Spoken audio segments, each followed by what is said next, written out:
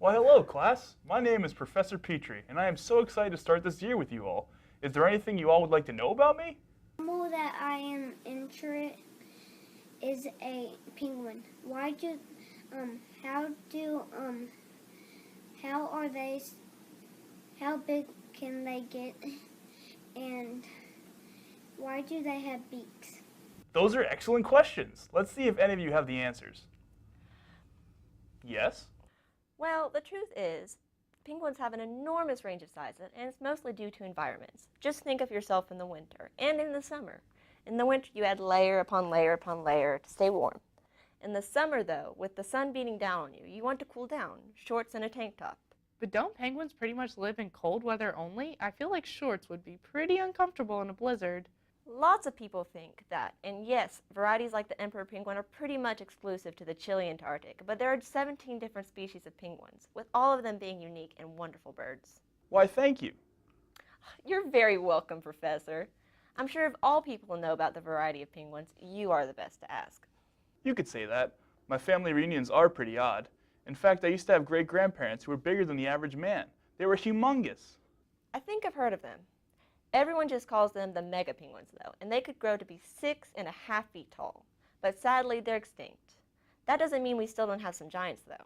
The largest known penguin alive today is the emperor penguin, who can grow to be almost 4 feet tall, while the smallest, the little penguin, grows to only about a foot tall.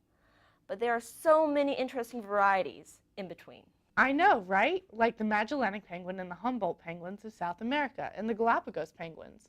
I never even knew they existed, and although they're not nearly as big as an emperor penguin, they are some really cool birds in their very warm climates. They are also in very big trouble, though. Sadly, climate change and oil spills along their migration paths have severely hurt the populations of these species. 70% of the Galapagos penguins alone have been lost since the 1980s, leaving them severely endangered. But it's up to us to conserve the variety of life on Earth. That's right. My big, bold, beautiful family needs your protection, little ones. I simply ask of you one thing. Be the change you wish to see in the world. Now that that's been said, didn't we have another question to answer? Oh, that's right. Beaks are a very important part of our penguin lifestyle, mandatory to our survival even. Yep, as we all know, food is life. And whether it's a yummy cheeseburger for us or a raw fish for penguins, eating produces energy to live and hunt down even more food. But beaks are, once again, unique to every penguin. Different species all have specifically adapted beaks for their diet and lifestyle. For example, the beak of a Magellanic penguin is adapted to a diet of mainly fish, while the chinstrap penguins like some tiny, tasty krill. You're making me hungry. Ow, dang it. What's wrong, Professor? I've had this darn toothache for weeks now. Penguins have teeth? Well, kind of. The beak of a penguin is what's mainly used for prey capture, as they swim up behind their prey and scoop it up in one giant gulp. But unlike our food, sometimes their food doesn't like to go down without a fight. So penguins have these neat little throat spikes pointing downwards in their throat to prevent prey from getting away. In the end, there's only one way left to go.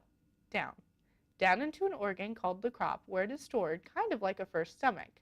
And then onto the gizzard, where all the food can get ground up. The crop is important, especially in storing all those yummy bits to regurgitate to their babies. Just think, though, all of this started at the beak. But beaks aren't just good for food intake, but also for getting to the food. One reason penguins are so good at swimming is because of the streamlining their beak provides for them. Streamlining? Let me explain. The pointed structure of a beak allows for water birds like penguins to dive deeper and swim faster than animals like a polar bear, who have a lot of surface area for water to resist. Well, guys, I guess that's it for today. I hope you leave knowing something you didn't before and that you have a wonderful day. Stay cool.